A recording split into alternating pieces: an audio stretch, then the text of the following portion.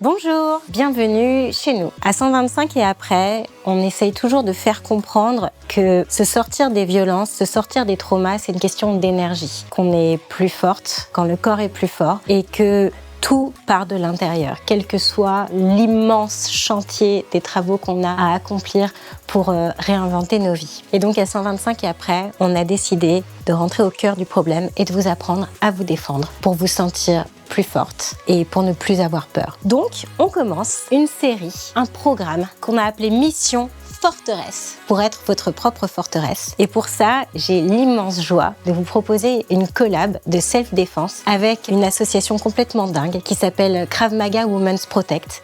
Aujourd'hui, son fondateur, Michael Obadia, va venir nous apprendre comment nous défendre chez nous ou dans la rue, parce que quand le corps est plus fort, on est plus forte.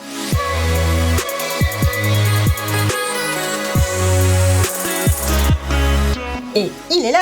Bonjour Sarah, bonjour à toutes et à tous. C'est très important pour nous d'expliquer finalement la philosophie de notre intention, la philosophie de ce programme. J'entends très souvent des victimes qui nous contactent, qui nous écrivent et qui nous disent « j'aimerais tellement que les choses changent ». Eh bien, en fait, la première étape pour que les choses changent, c'est de changer soi-même. Si on veut que les choses bougent, eh bien, il faut bouger. Et si on veut se sentir moins vulnérable, il faut se renforcer, devenir sa propre forteresse. Donc, on est là pour vous aider aujourd'hui à bâtir chaque pierre pour être capable de vous défendre face à n'importe quelle forme d'attaque envers votre intimité. Qu'il s'agisse de violences intrafamiliales, conjugales, tout ce qui peut se passer dans le foyer, mais également dans la rue, des agressions et des violences sexuelles. Les violences intimes, c'est toujours un sentiment de trahison.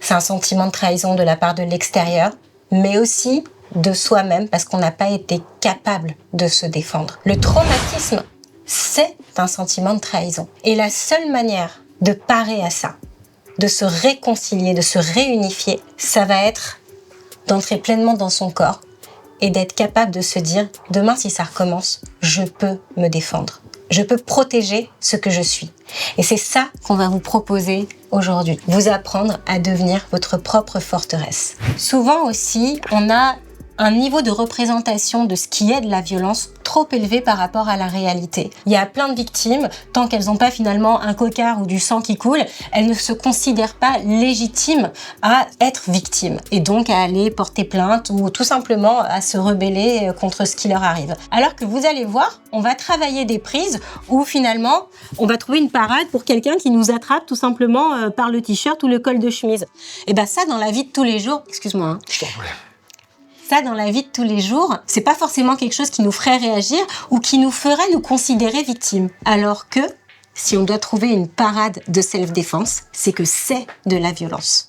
Et donc, c'est très important de pouvoir observer dans la vie de tous les jours les violences qui passent inaperçues, mais qui nous détruisent quand même, et d'apprendre à se défendre, d'apprendre à plus laisser passer. Et finalement, nous, on est super contents avec Michael de pouvoir dire que avoir conscience que des gens ne nous veulent pas forcément du bien, et donc être capable de se battre, ça fait pas de nous des méchants. Ça fait juste des gentils qui tenons suffisamment à nous-mêmes pour ne plus nous laisser embêter. Peut-être que tu as 2-3 idées à préciser sur ce qu'on va être capable de faire ou pas.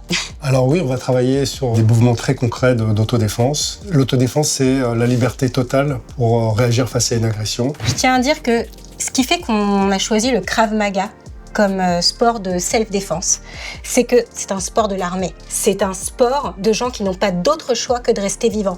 C'est-à-dire que tous les coups sont permis pour que ce soit vous qui restiez vivant ou vivante. Donc s'il faut lui mordre l'oreille, parce que là on est gentil, s'il faut lui enfoncer les doigts dans le nez, dans les yeux, le griffer, lui hurler dessus en même temps, faut pas oublier que vous avez pas que les poings.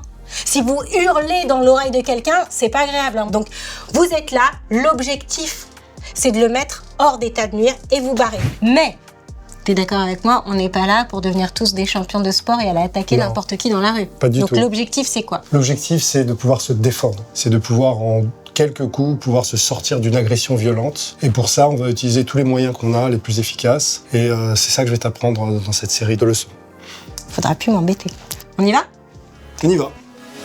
Voilà pour cet épisode. Il y en a plein d'autres, donc je vous invite à les regarder, à les re-regarder, à vous entraîner chez vous, dans la rue, dans les toilettes, quand vous pouvez, quand on vous voit pas. Et à très bientôt.